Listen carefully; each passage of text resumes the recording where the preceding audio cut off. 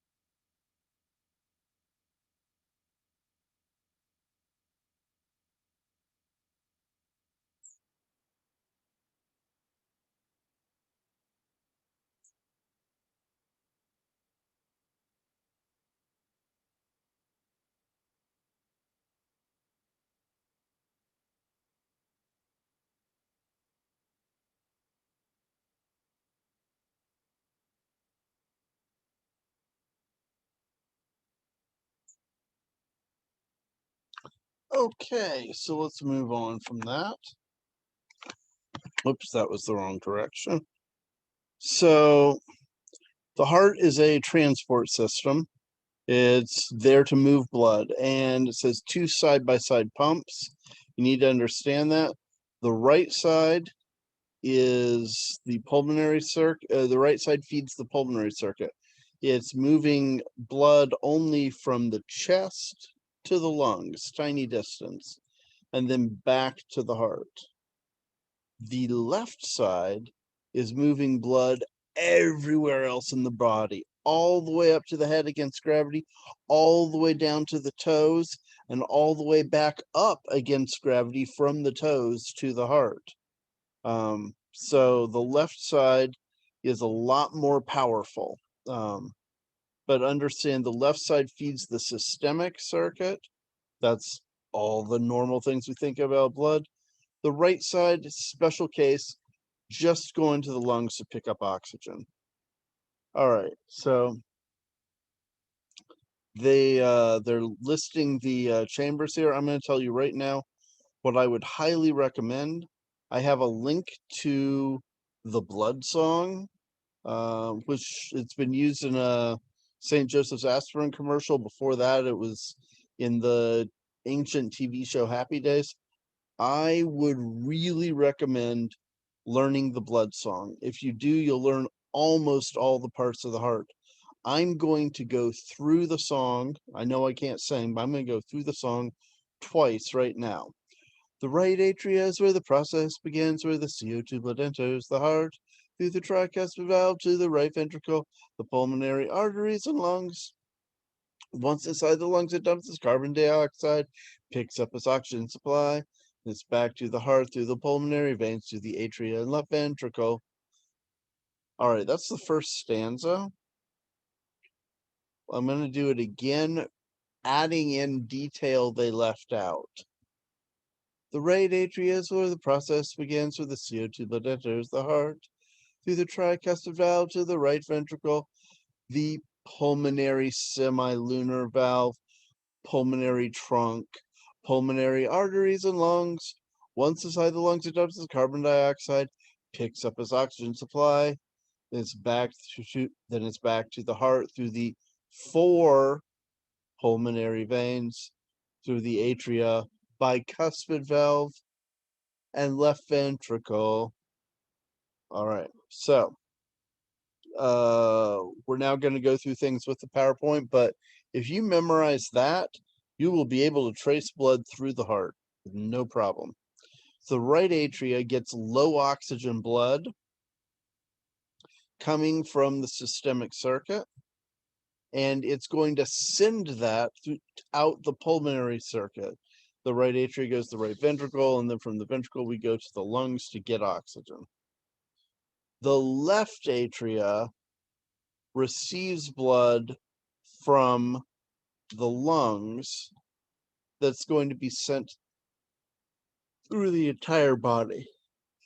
All right, so I don't like this receiving and pumping because it's very close to right, but there's a little detail I want to add. So when blood is coming in the right atria, that blood is passively going through. When blood is coming into the atria, the two atria, it goes through the atrioventricular valves. That would be the valves between the atria and the ventricles. Call the one on the right the tricuspid, the one on the left the bicuspid. Blood just passively flows into the ventricles. The ventricles are mostly filled. I don't remember if it's 70 or 80% filled, but they fill up passively more than half. And then the atria squeeze to force more blood in to top the ventricles off, get them fully filled. So that's what happens. Then when the ventricles contract, they're going to send blood out. What will happen is the valves that just came through, the atrioventricular valves, the AV valves, those valves, because of the pressure building up, will snap shut to keep the blood in the ventricle.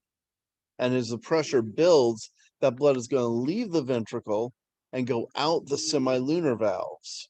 There is a semilunar valve for the pulmonary trunk, and that's on the right side, and there's a semilunar valve for the aorta, that's on the left side. And as the pressure builds, the blood will leave through those valves. Okay, so you got that. Here's a picture of the heart, and I might just sing again here. Okay, notice this is the atria. This is the tricuspid valve right here. This is the ventricle. So the right atria is where the process begins, where the CO2 blood enters the heart through the tricuspid valve to the left ventricle, the pulmonary semilunar valve, pulmonary trunk, pulmonary arteries, and lungs. Once inside the lungs, we dump our carbon dioxide, pick up our oxygen supply. Then it's back to the heart through the 4 pulmonary veins to the atria, the bicuspid, and left ventricle. Okay, great. So you've got that. You understand the concept. Your heart is about the size of a fist. It weighs less than a pound. It's not right in the center, but it's not where people put their hands when they're pledging allegiance. It's kind of in between there and the middle. It's a little off center. So it's located in the mediastinum. If you remember when we did regions of the body, in the thorax, in the chest, we have it divided into a left pleural space that holds the left lung, a right pleural space holds the right lung, and in between those, a mediastinum. And when I say we have it divided up, there are divisions made from serous membranes. So we have around the heart a pericardium, around each lung we have a pleura.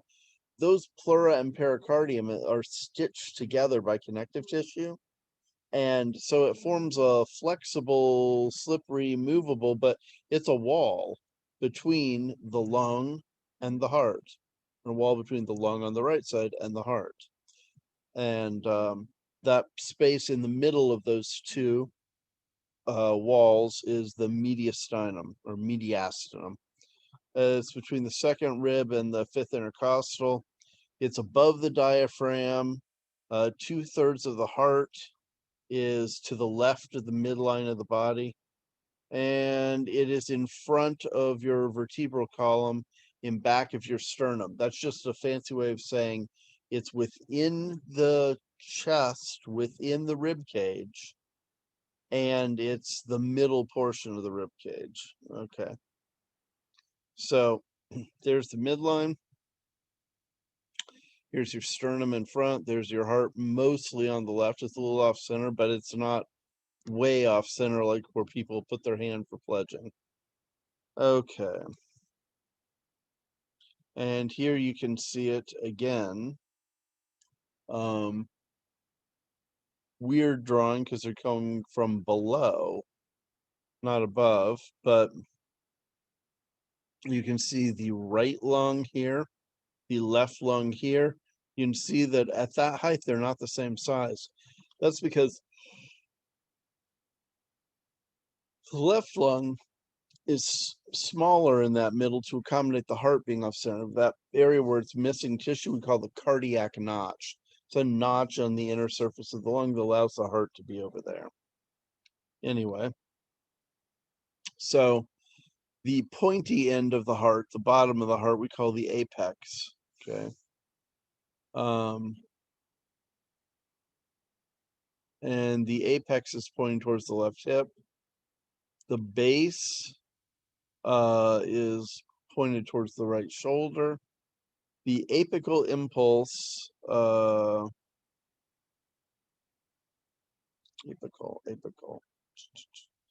The apical impulse is, you can feel it. It's between the 5th and the 6th ribs, just below the nipple. That's what the palpate is, it's feeling it. Anyway, let's move on. Okay, we've done that, we've done that. Now, the heart is surrounded by a pericardium. The pericardium is a serous membrane.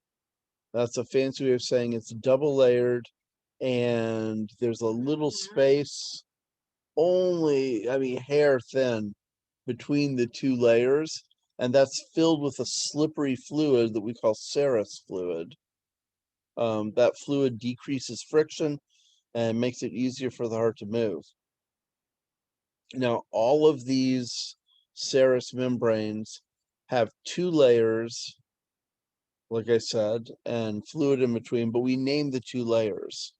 The parietal layer is to the periphery, it's away from the organ.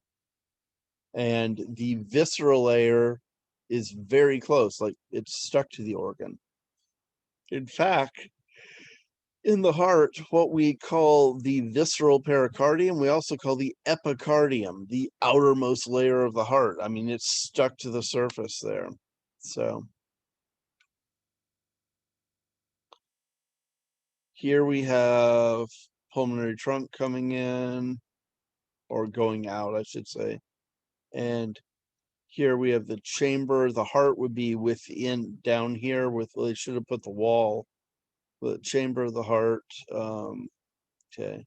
Actually, no, right here. So this is the serous membrane. This is the serous space.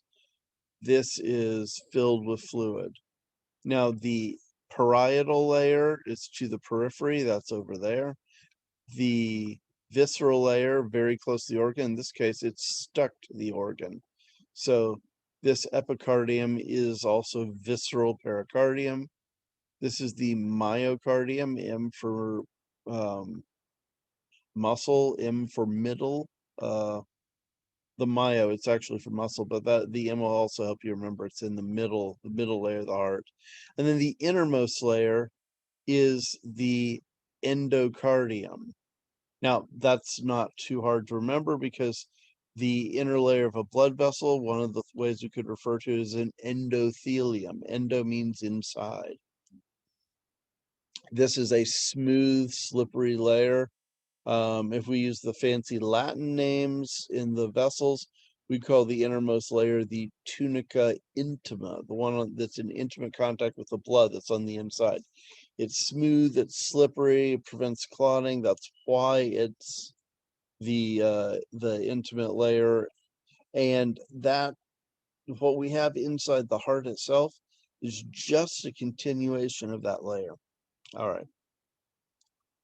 So itis means inflammation. Pericarditis would be inflammation of the pericardium. The two surfaces get rough, they rub against each other, it makes a creaking sound. It hurts.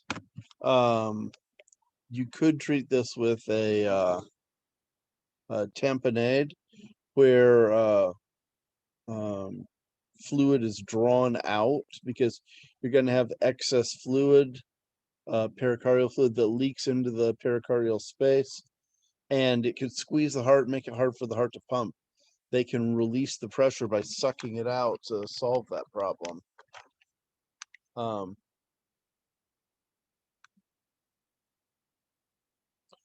So there are 3 layers in the heart. We already said the middle, the outermost layer, just like the outermost layer of your skin is the epidermis, the outermost layer of the heart is the epicardium. This is just another name for the visceral pericardium. So where I said parietal pericardium is to the periphery and visceral pericardium is very close. How close? So close that it is stuck to the heart and it is part of the heart. The outermost layer is named twice. It's named, it's the epicardium, the layer of the heart, and it's the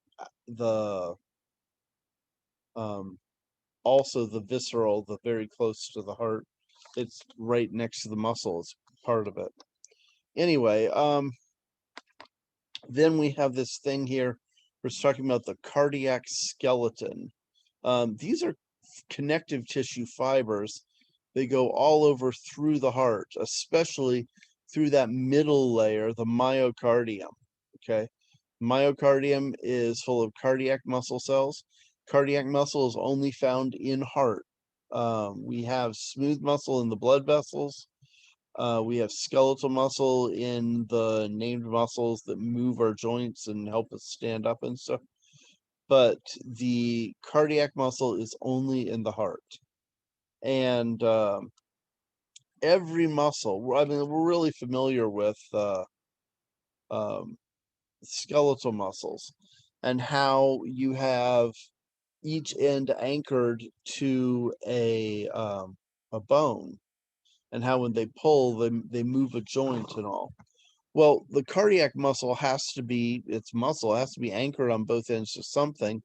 So we have a skeleton, air quotes, that is made out of connective tissue. There's connective tissue all over through the heart. And in fact,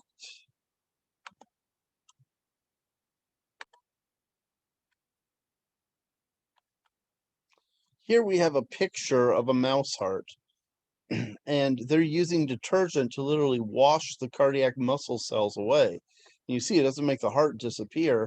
All this white stuff that's left, that's all the connective tissue that the heart muscle cells, the cardiac muscle cells, were attached to and pull on when the heart is contracting.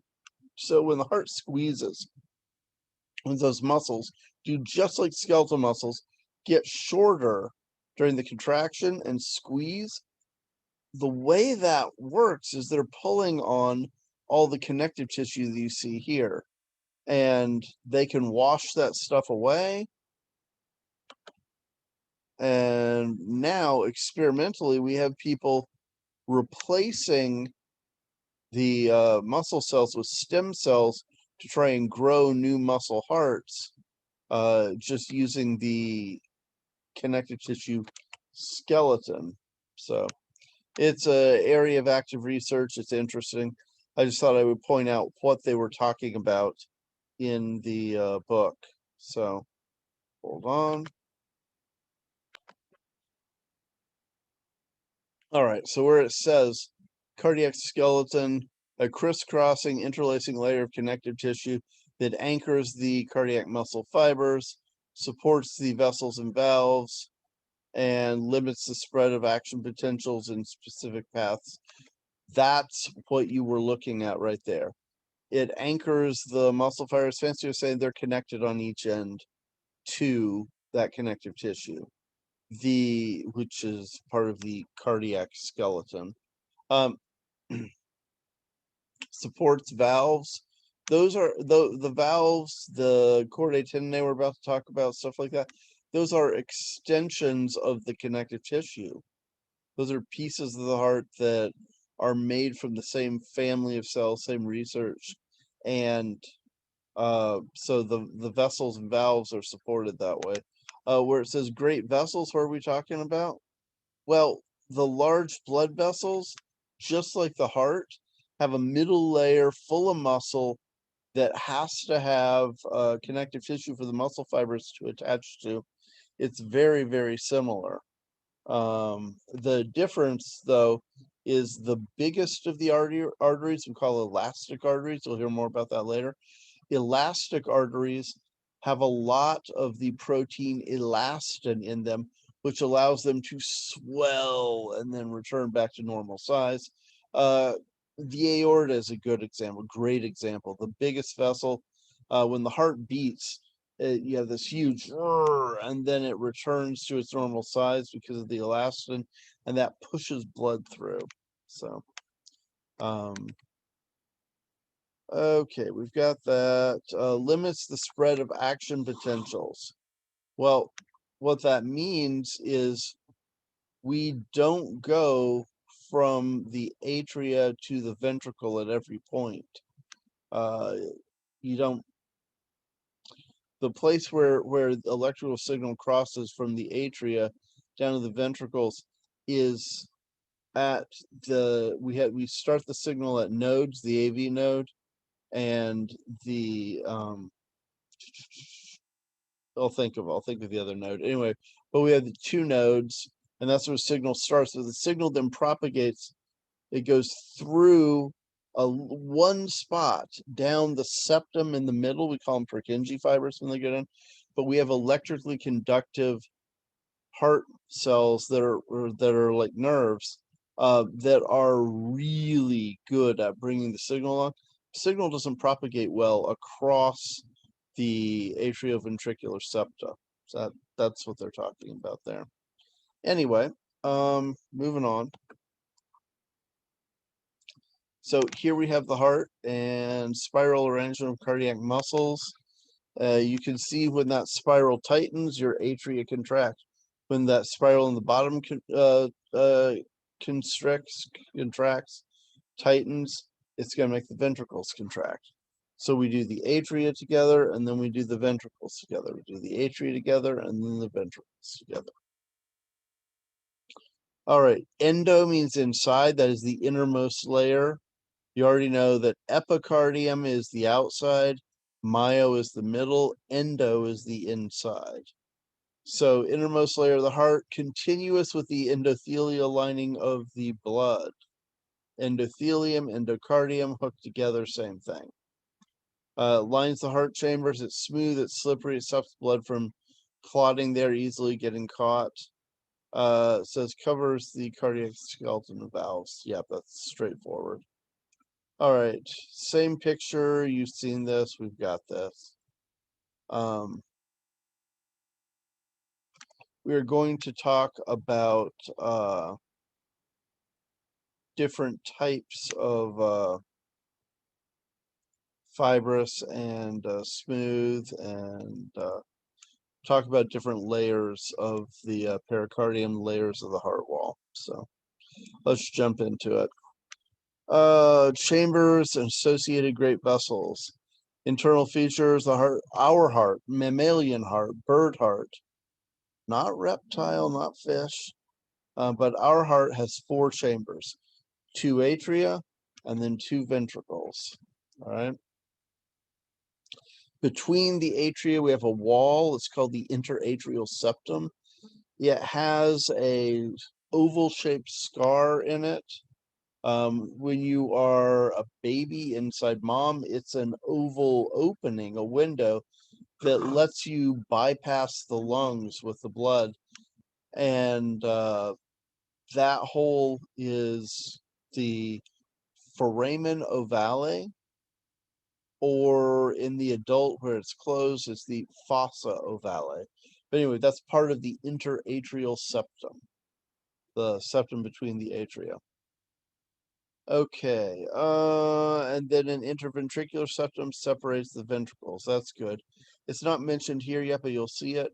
I want to point out that the left ventricle is the strongest of the vessels. I should say the strongest part of the heart. Thick, thick, thick, because it has a huge job, has to send blood far away. So to the entire body. So that's why the left ventricle is so much thicker than the right ventricle. The right ventricle is moving blood from the heart to the lungs, not far. The left ventricle is moving blood all the way up there, all the way out to your fingertips, all the way down to your toes, and bringing it back from all those locations.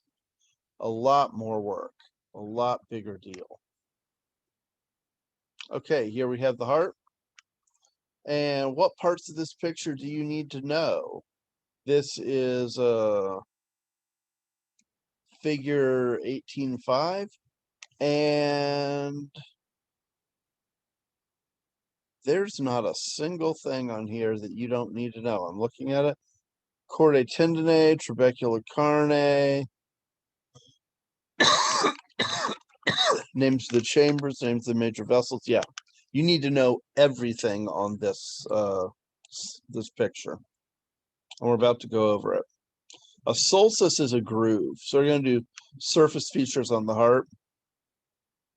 So a solstice is a groove, and the coronary solstice, also called the atrioventricular groove.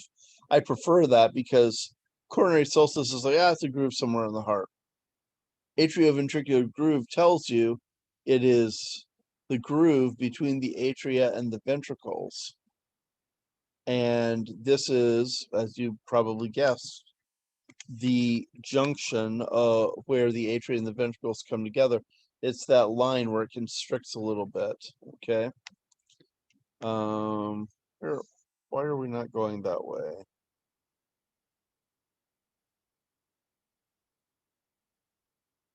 I am not happy.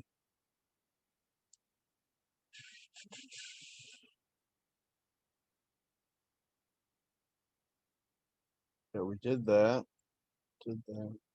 Okay, there we go. I'm back where we should be. 2 of 6.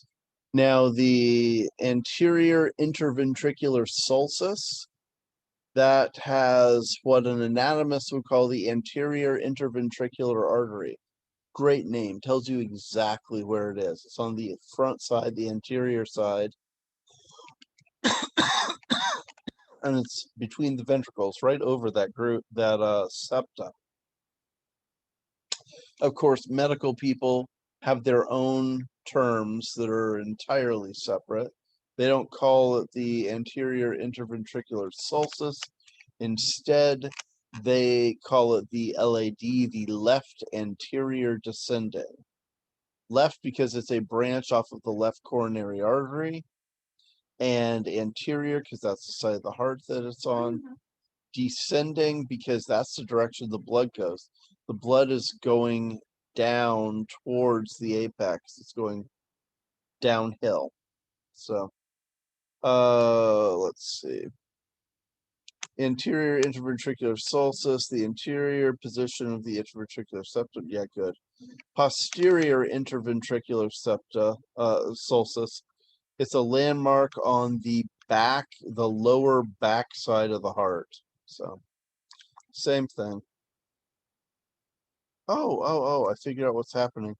I'm hitting the back arrow and not the up arrow. There we are. All right. And here we have the back view. And you can see the sulcus here filled with fat.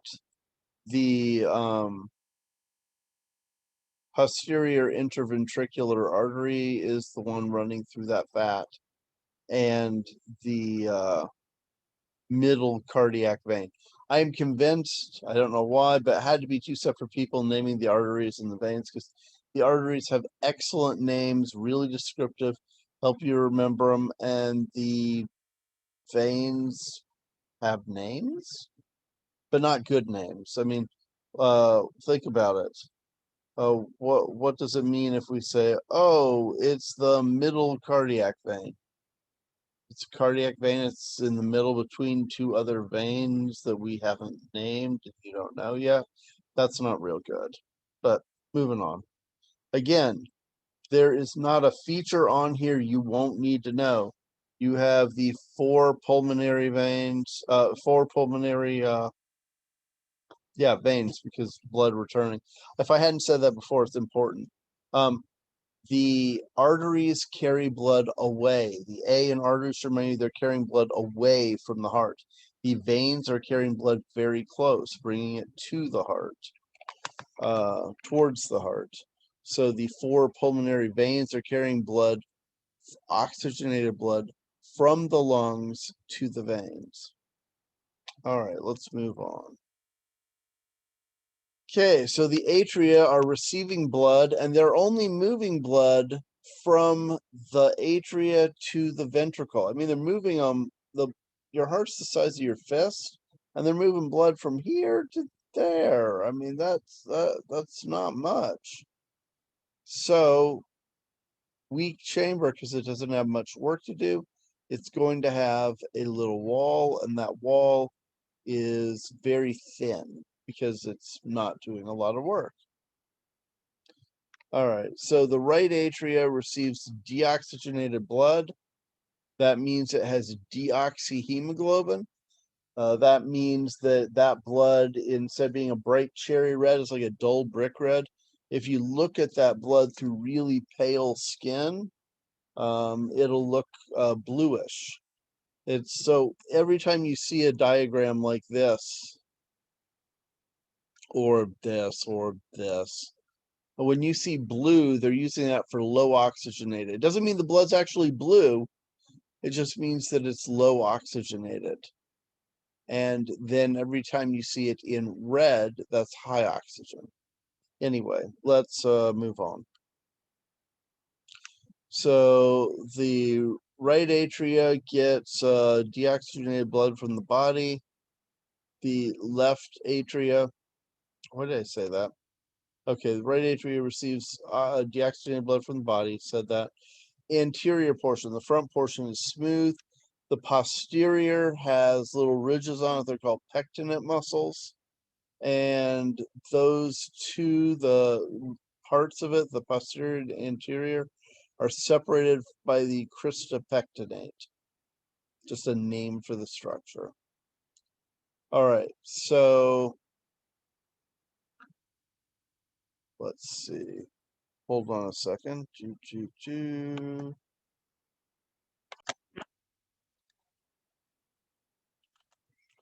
Okay, so the right atria has the left atria is easy. That's, you've got four veins coming from the lungs. There are four pulmonary veins bringing oxygenated blood to the left atria, because remember, that's the oxygenated side. That's the side that sends blood through the whole body. The right side, you are draining the superior vena cava. It's pulling all the blood from the upper body. Inferior vena cava, draining blood from everything below the diaphragm, everything lower body. And the coronary sinus, which is on the back of the heart, where you have the groove, the sulcus dividing the atria from the ventricles. On the posterior side, you have a sinus right there. All the veins drain into the sinus, and the sinus empties into the atria. So, okay.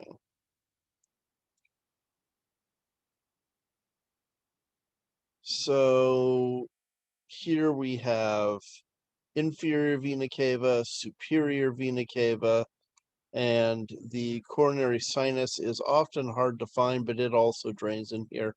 It's going to come through the wall here.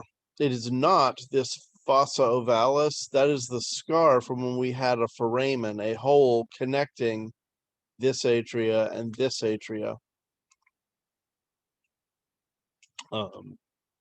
Anyway, so we've got that. Let's see what else we have.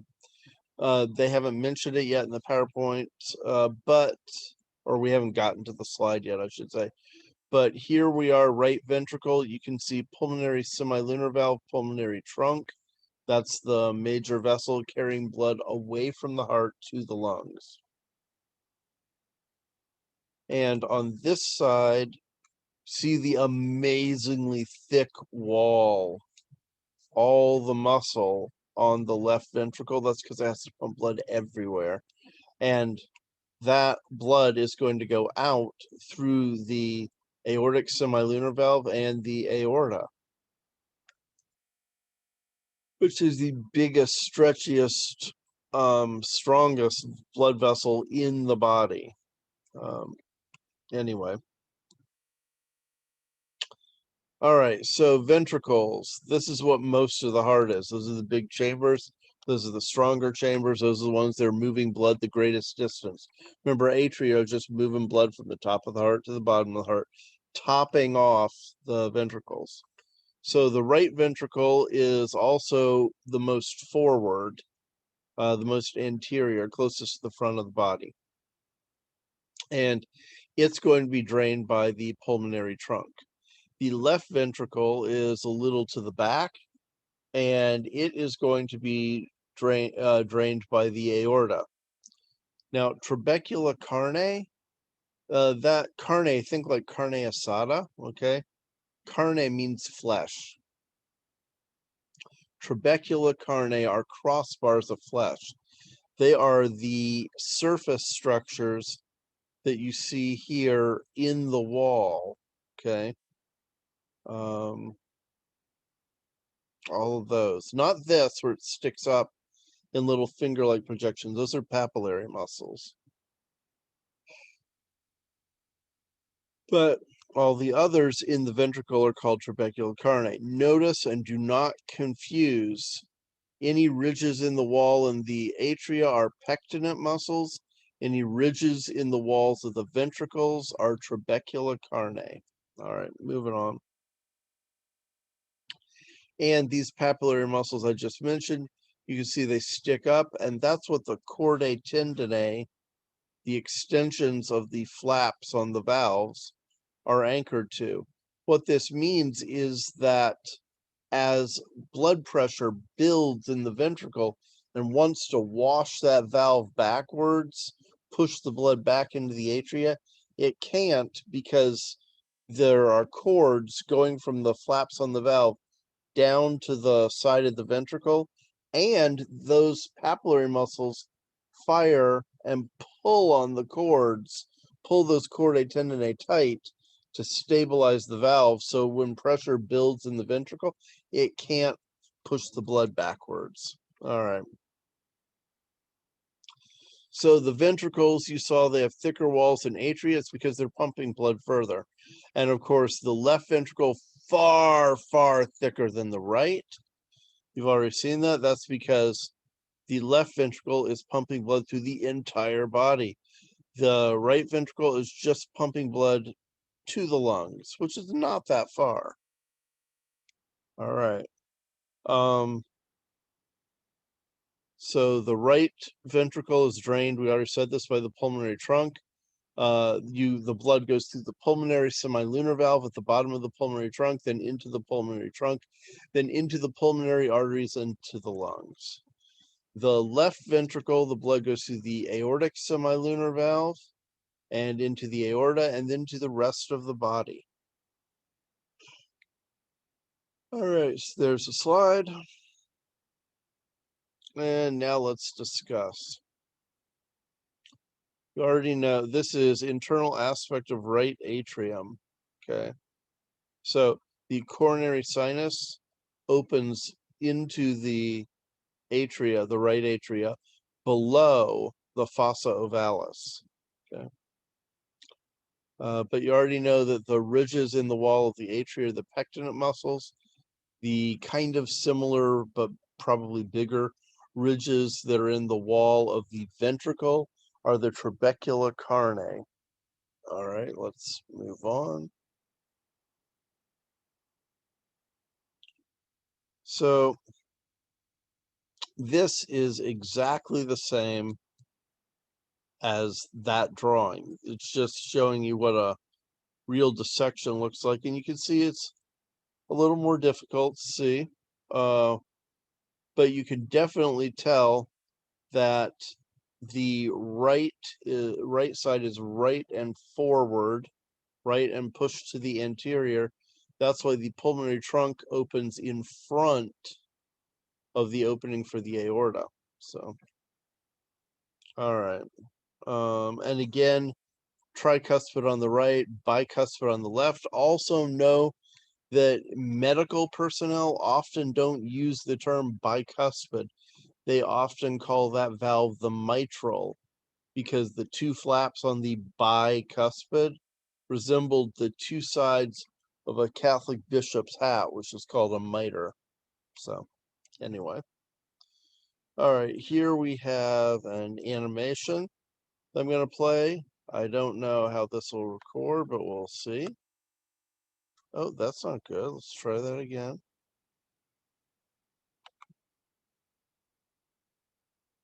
It's a dissected heart. Well, it's a model of a heart, but they were rotating it so you could see the rotating heart. Now, yeah, okay. Let's talk about the valves. We've got 4 valves in the heart. We have 2 atrioventricular valves. Those are the ones between the atria and the ventricles. You already know, we just said it. The one on the right is a tricuspid. The one on the left is a bicuspid, also called a mitral. The ones at the bottom of the major vessels, the pulmonary trunk and bottom of the aorta, those 2 are called semilunar valves. And they open or close depending on pressure. So there are no valves between major veins in the atria. That's because the atria is super low pressure and the blood just drains in from the veins. Inertia will keep the blood from coming back. And when the heart contracts and the atria contract, they will squeeze those veins at the opening to prevent the blood from rushing back out. All right, so this is a view from above looking down where they've opened up the heart. And you can see that this would be going down from the atria into the ventricles. We are going to have these pulmonary valves, the aortic semilunar and the pulmonary semilunar. Over here, we have the tricuspid and the bicuspid or mitral, which you can totally see. Tricuspid, 3 flaps. Bicuspid or mitral, we have 2 flaps. All right. So you just looked at that. The 2 atrioventricular valves that prevent blood from flowing back into the atria are the tricuspid on the right. It's made out of 3 flaps, and it's between the right atria and right ventricle. And the mitral or bicuspid has 2 flaps, that's in the name, bi, and it lies between the left atria and left ventricle. Those valves are both stabilized by together we call them the AV valves or atrioventricular valves. They are both stabilized by chordae tendineae. Cords are the same connective tissue that tendons are made out of. They go down to the papillary muscles, which will contract, pull on the cords, and stabilize the valves. That will hold the flaps on the valves closed, prevent them from blowing back and letting blood backwash into the atria. Here's the pretty picture of everything we just said. You can see the papillary muscle sticking up and the chordae tendineae coming off of it. All right. What is the purpose of the atrioventricular valve? To keep the blood that went from the atria to the ventricles in the ventricles, not let it go out of the ventricle into the atria. Instead, if that blood wants to leave the ventricle, it has to go through the semilunar valve into either the pulmonary trunk or the aorta, which is what we're about to talk about. Okay, and so this is showing the valves open and blood passively flowing through the valve into the ventricles, filling the ventricles. This is showing the valves closed as pressure builds in the ventricle, as the ventricle is squeezing and forcing, increasing the pressure. What's going to happen eventually is that we're going to open up this pulmonary semilunar valve, open up, you can't see it here, but it would be behind there, the bottom of the aorta, the aortic semilunar valve. We're going to open those and blood will exit the ventricles and be pumped out through the body. Okay, so now we're talking about the aortic semilunar valve and pulmonary semilunar valve. So, and I'm glad they're calling it that on this slide because they didn't on the previous slide. I'm like, did they change the term? But they didn't. So, what this picture calls the aortic valve, I want you to call the aortic semilunar valve. And what this one calls the pulmonary valve, I want you to call the pulmonary semilunar valve, just like on this slide. All right, so what is their function? To prevent the blood from going back into the heart after you've pumped it out. So when they open, blood is leaving the heart, and when they snap shut, that blood can't go back into the heart. Now, two conditions that can weaken the heart: incompetent valves, so the blood is backflowing and the heart's repumping the same blood over and over again, or valve stenosis. The flaps get thick, get stiff, and they constrict the opening, they narrow it, and the heart needs to use more force to pump the blood. Defective valves could be replaced with mechanical valves, animal tissue valves, cadaver tissue valves.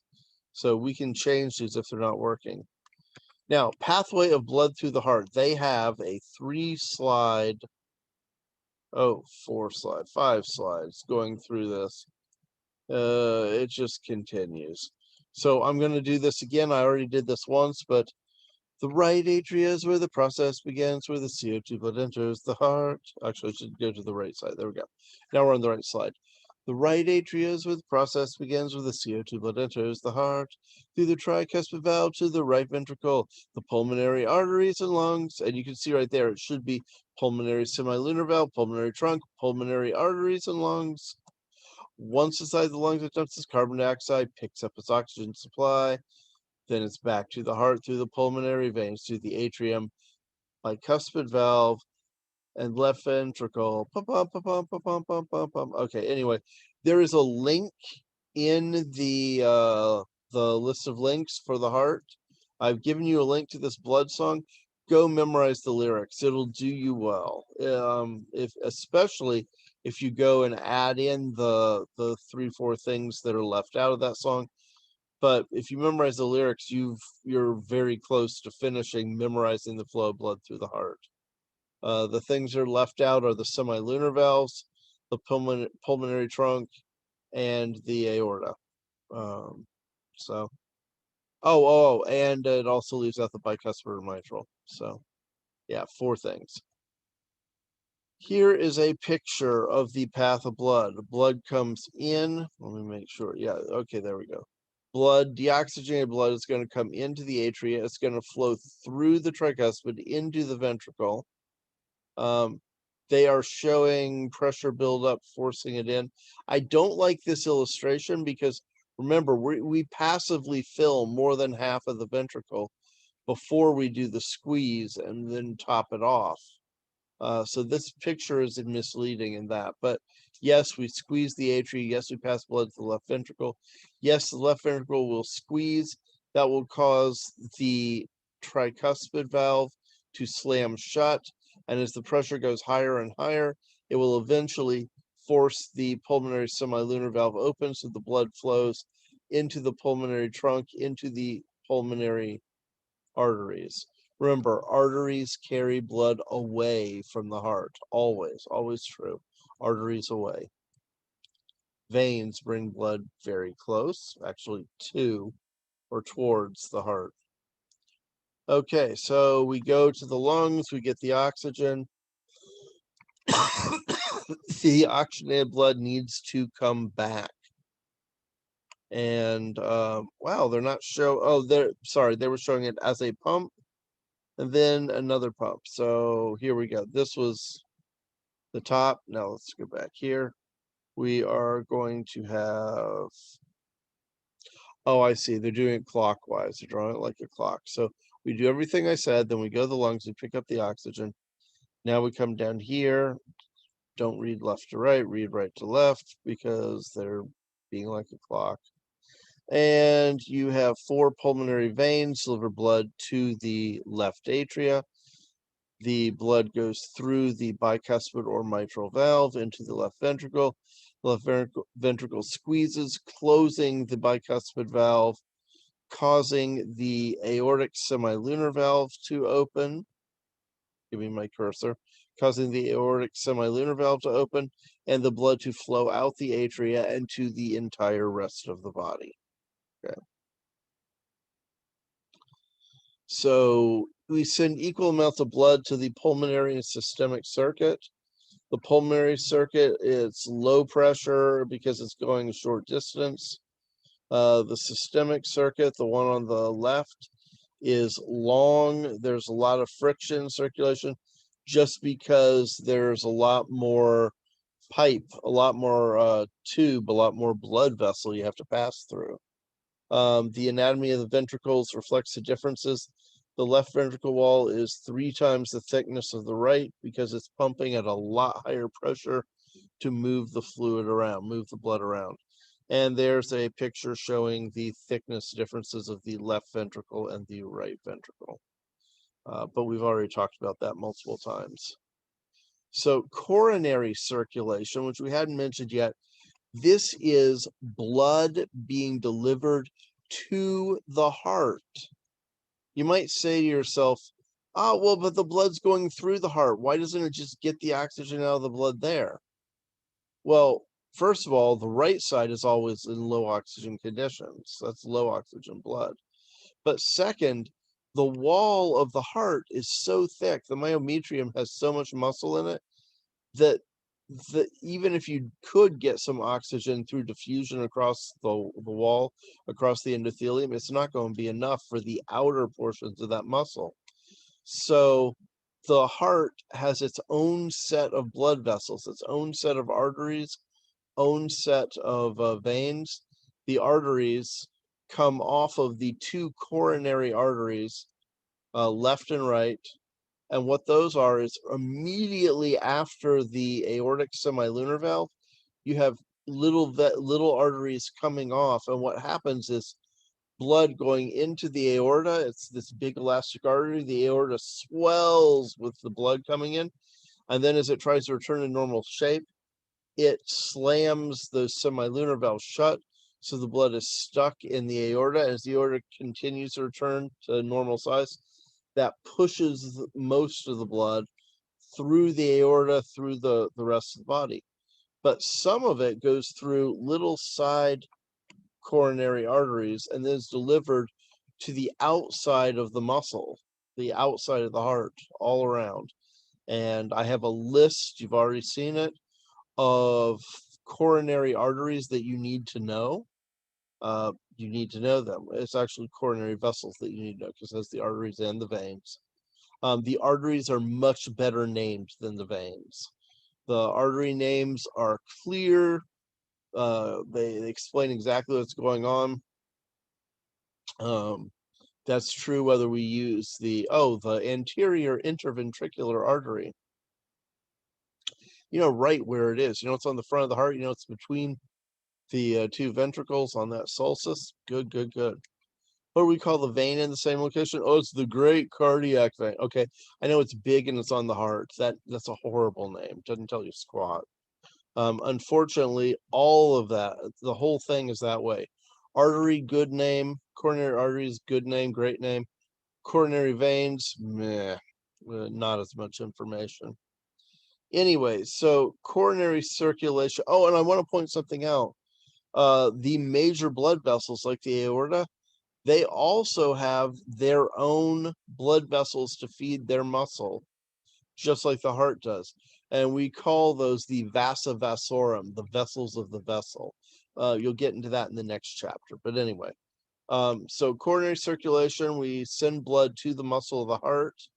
It's the shortest circulation in the body. You're going from vessels at the top of the heart to vessels at the bottom of the heart maximum. They're delivered when the heart is relaxed. When the heart is contracting, it squeezes and it kinks those vessels so blood can't flow through.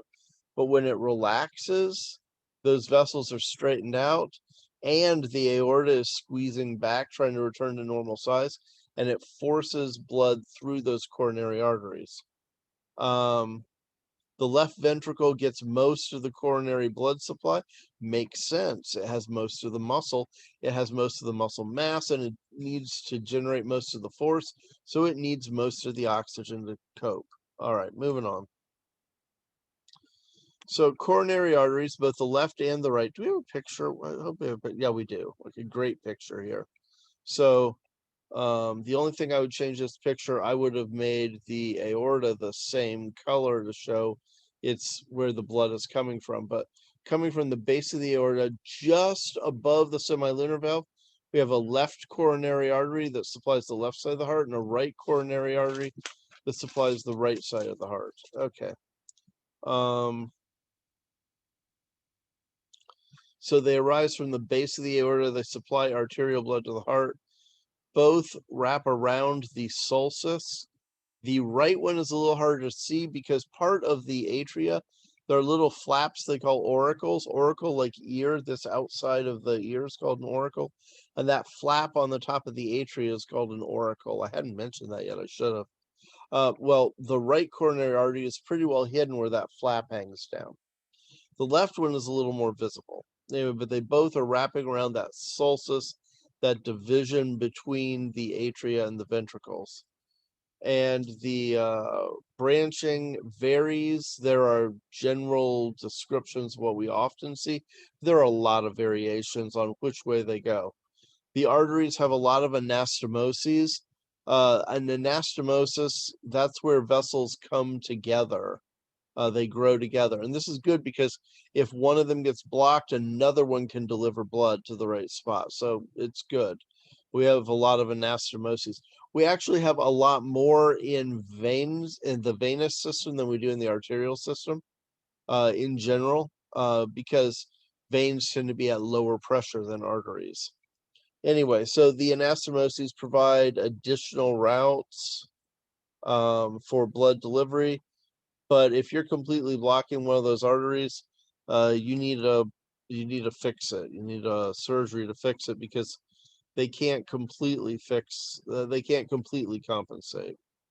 The heart is about the size of the fist, but 1/20th of all the blood that we pump goes to the heart.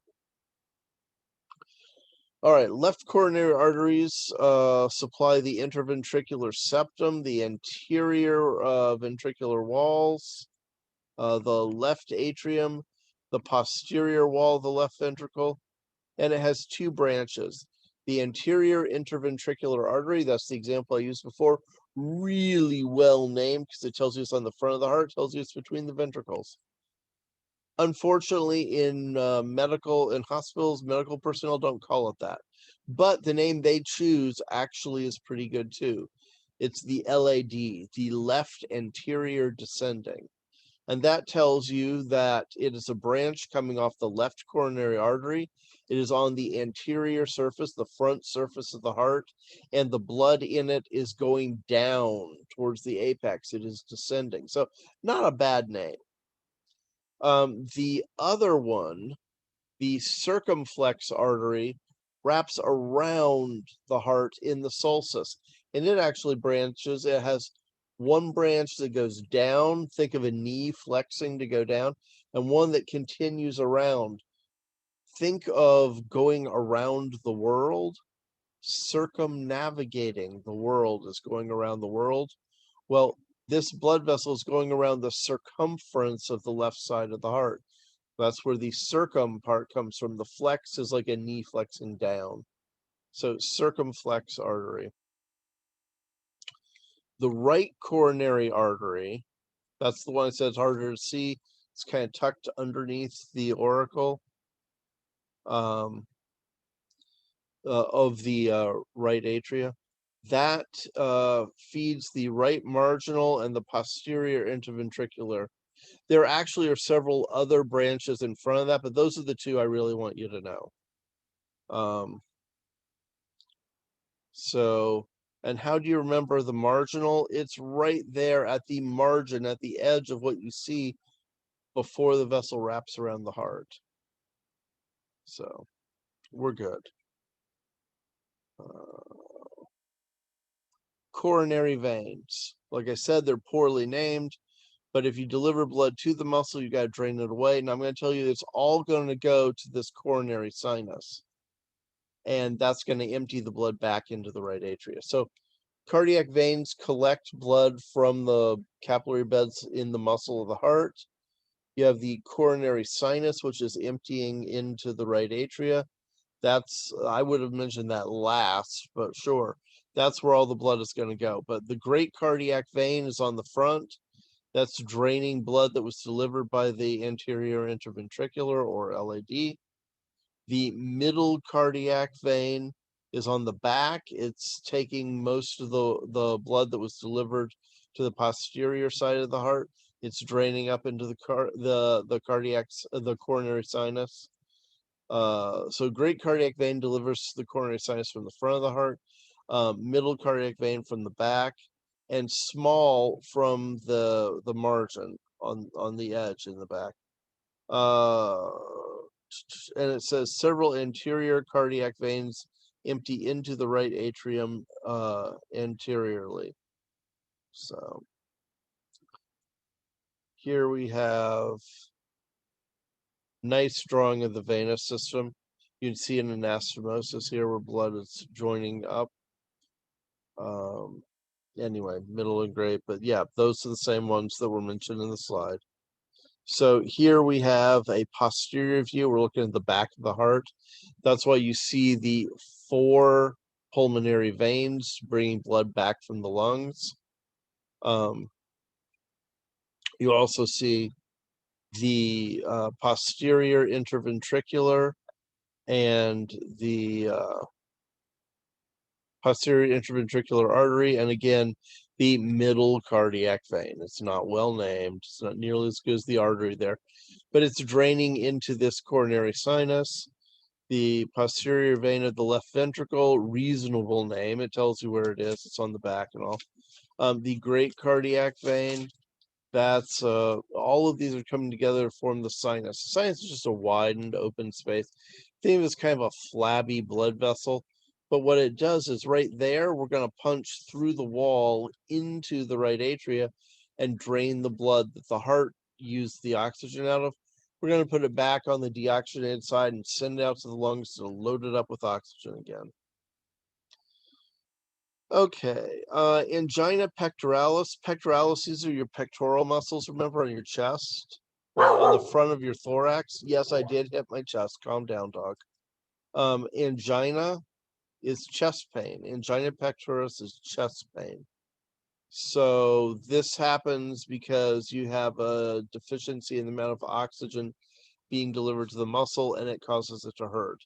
The cells are weakened. If you have a small heart attack, we call it an MI, or a myocardial infarction. This happens if you are running out of oxygen for a longer amount of time and the cells are spasming, hoping something will change.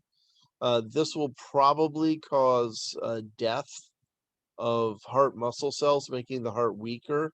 This is one of the things we're trying to fix with stem cells. We think that because every time we have an MI, a heart attack, and the heart gets weaker, we replace muscle cells with scar tissue that can't pump. And that's why the heart gets less and less efficient. A lot of people think we could probably use stem cells therapeutically, put them into the heart after a heart attack, and they will replace the damaged tissue with new muscle, keeping the heart strong. So, all right. Now we're going to talk about cardiac muscle fibers and how they are different from how cardiac muscle fibers are different from the muscle fibers you learned before in AP1, which were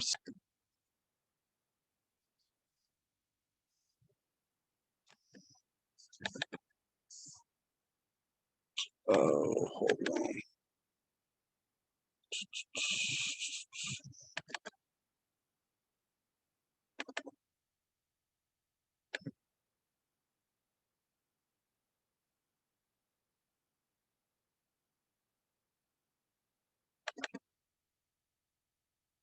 Okay, let's try.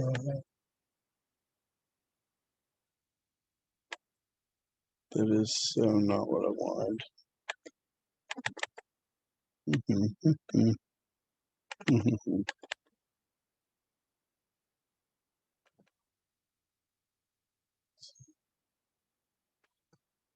Forgive me a moment, guys. I'm fumbling with the interface.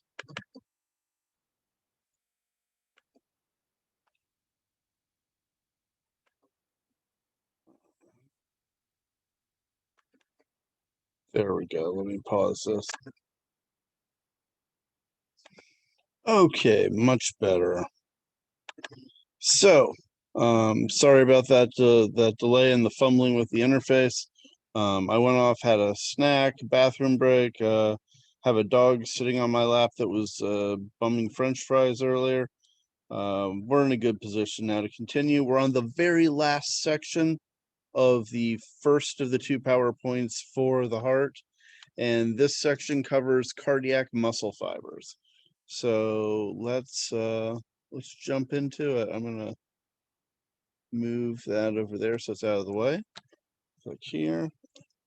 So cardiac muscle cells, if you compare them to skeletal muscle, which you did in AP1, these are striated just like the skeletal muscles, but they're shorter, they're heavily branching, they're kind of thick, and they're all connected to one another. That's completely different than skeletal muscle. When I say they're connected, what I mean is they are even electrically connected at these intercalated discs. We'll talk about this in a little bit, but there are tubes, there are passageways. So what's happening chemically in one happens to another one, happens to the next one that's connected to it. What that means is that if one muscle cell starts to contract, the one next to it will, and the one next to it, the one next to it. Muscles in the heart, heart muscle cells are kind of an all or nothing. If the heart's working properly, if one contracts, you're all going to eventually contract. Anyway, but let's go back to it. So when we talk about these cardiac muscle fibers, these muscle cells, you're going to have one, maybe two big nuclei. More than a quarter of the space inside is going to be filled up with lots of mitochondria. Lots of mitochondria is important because remember, mitochondria make ATP that you need to have the muscles work. This means that having lots of mitochondria gives you resistance to fatigue, makes the muscle able to contract over and over again. It also is why heart muscle has a very high oxygen demand. But the majority of it is sarcomeres. Anyway, so when we say it's sarcomeres, it's just like the muscle cell where you have I bands and A bands and Z discs and all that stuff. The actin, myosin, thick fiber, thick filament, thin filament, all that stuff that you learned before. You should probably go back and review because you're going to need to know it for heart. So go back and review your skeletal muscle stuff. Now, we still are storing calcium in the sarcoplasmic reticulum, but it's a lot simpler. And the T tubules that penetrate, you don't have a whole mess of them. You have one coming in at each of the Z discs. You don't have any fancy triads. So it's a little simpler system in a shorter, thicker cell. Little simpler system for calcium in a shorter, thicker cell. All right, so I told you the cells are held together. They're held together by these in these areas we call intercalated discs. You can see one there, one there, one there, one there, one there. what they are, we call them discs because the muscle fiber is kind of round. And what this is the end of the muscle fiber and the end of the next muscle fiber, they're hooked together. The area they're joined is called an intercalated disc. And when we say they're hooked together, they are physically bound to one another by proteins that are embedded in the membrane that kind of rivet the two together so they can't move apart. But more importantly, you have gap junctions. You have little tubes that are made out of transmembrane proteins, go through the membrane, they are hollow in the center, and that allows ions from one muscle cell, one cardiac muscle cell, to go into the next one. What that is it allows the heart, what that does, it allows the heart to contract. Like I said, if one contracts, every one of them is going to contract eventually. That's why they're saying it's a single coordinated unit. So this is an amazing and huge difference from skeletal muscle. The space between the muscle cells, we have a special name for it. We don't just call it the interstitial space. The space between those cells in muscles, we call an endomysium. And it's full of capillaries, so it can supply lots of oxygen to these muscle cells. But do you remember we talked earlier about the cardiac skeleton, the connective tissue framework that all those cells were attached to? This is what, when the two ends of them, say we have one of those connective tissue pieces here and one over here, then between them, like my thumbs are, you would have a muscle cell. You still have the muscle cell wanting to pull on something and get shorter and thicker, just like we did with skeletal muscle.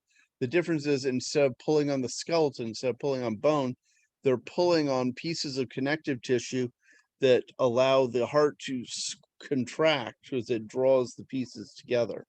Anyway, the cardiac skeleton, air quotes, is that connective tissue framework that all the muscle cells are attached to. And obviously, that is also in the intercellular space, the interstitial space. It is between the cells. All right, so let's go over real quick what's the same and what's different when we compare muscle cells from the heart to muscle cells from the skeleton. So similar to skeletal muscle, we still have depolarization and action potential that's coming to it, coming down a cell.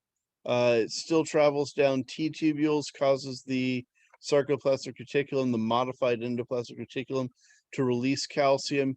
You still need that calcium to bind to the troponin, move everything to the side so that you can ratchet the heads and have the thick and thin filaments move.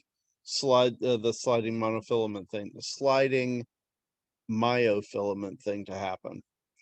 All right, but it's not all the same because we have contractile cells, the ones that do the contracting, and then we have some special ones that can excite themselves.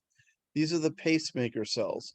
We have two spots, both in the right atria, that are pacemaker cells. One we call the AV node, the atrioventricular node. That's your backup. Your primary is your SA node, your sinoatrial node, and that's a little further upward, a little more cranially in the wall of the atria, of the right atria. Both of those in the right atria. They are connected to each other. The SA node, which is up here, the AV node, which is below it. It's named because it's right next to the junction of the atria and the ventricle on the right side. Both of those, they're connected by special, really thick, really fast conducting heart cells, electrically conductive. And then we have going down through the ventricle, through the interventricular septum, we have the bundle branch, the bundle of His and the bundle branches, and then they get down to the apex and they branch and go up as Purkinje fibers. All of those are super fast reacting. We'll talk about why later, but they help coordinate the movement of the heart, making the atria contract at the right time, the ventricles to contract at the right time, the papillary muscles in the wall of the ventricles to contract before the rest of the ventricles. Very important. Anyway, but the first of those contractive cells, when we're talking about this, we have contractile cells, normal, helping the heart pump. We have pacemaker cells. What they have is leaky sodium channels, but we'll get to that. And because they are self-excitable, these pacemaker cells will tell the heart, beat now, okay, contract, beat, beat, and they will have it contracting without getting any signal from the rest of the body. Now, we do have the rest of the body send signals. It'll be like, slow it down a little, slow it down a little, because the natural heartbeat, if you don't get a signal from the nervous system, will be a little faster than your normal one. Okay, the heart contracts as a unit. What that means is all of those muscle cells are going to contract, or none of them are going to contract. Why? Because they are all connected to one another by these little gap junctions at the intercalated discs. That means that whatever's happening chemically in one happens to the next one. Stuff leaks through. Just like skeletal muscle, an influx of calcium from the extracellular fluid is going to cause you to release a lot of calcium from the sarcoplasmic reticulum. Depolarization will open and the depolarization of the sarcolemma, the fancy name for the outer membrane on the cell, the plasma membrane, it is going to open potassium. Sorry, we're not talking about nerves. It will open calcium channels to allow calcium to rush in. And the extracellular calcium is going to cause the stored calcium in the SR to be released. And that is going to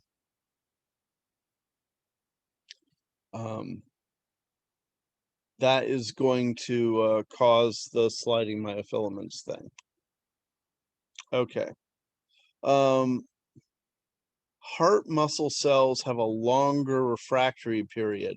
After a muscle contracts, it can't respond to a signal to contract again until it rests long enough to reset all the chemicals to where they should be.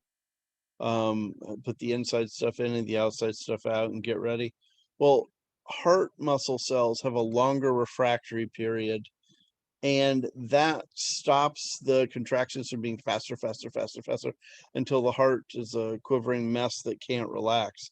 The heart needs to relax between beats. If it doesn't, you don't get the blood flowing into the chambers, and then it's not a good pump. So longer refractory period to allow the ventricles to fill, to allow the chambers to fill. Okay. Cardiac muscle has a lot more mitochondria than skeletal muscle, so it depends a lot more on oxygen. The heart can't function without oxygen. So skeletal muscle, remember, you can do fermentation and build up lactic acid. We don't do that with the heart. If the heart doesn't get oxygen, the heart doesn't pump. So it says both types of tissues can use other fuel sources. Cardiac muscle at rest will use fatty acids in preference to other things. But when we start contracting harder, we're going to switch fuels. Anyway, cardiac muscle is better at using different fuels than skeletal muscle is, but it always has to have oxygen. All right, and here is a pretty table, table 18.1. It summarizes the last couple slides, showing the difference in skeletal and cardiac muscle. and definitely look that over. I'm definitely going to ask some questions based on it. And that is the end of the first of the 2 PowerPoints about the heart. All right, so let's close this.